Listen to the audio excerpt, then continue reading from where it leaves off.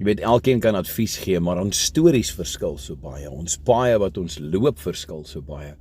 So advies gaan baie keer leeg op baie se ore en baie vul dit. Maar ek jou een ding beloof, as ek een ding kan sê vir iemand, is wees dankbaar.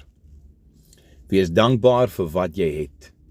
Wees dankbaar vir daai droë stuk brood op jou tafel, as jy nie vleis het nie. Wees dankbaar vir die stuk in 'n kar wat jy ry, want baie het nie 'n kar nie. Wees net dankbaar vir wat jy het in jou lewe, want môre mag jy dit dalk nie meer hê nie.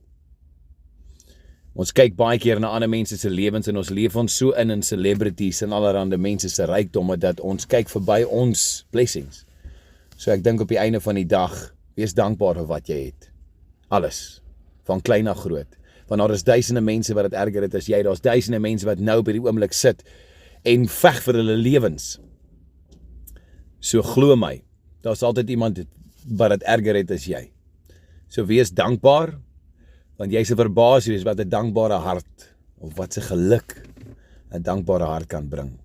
Mense, die wêreld is 'n baie lelike plek, maar jou hart is joune, so maak seker daar's dankbaarheid daarin, en die geluk sal uit jou mond en jou oë en jou ore uitvloei.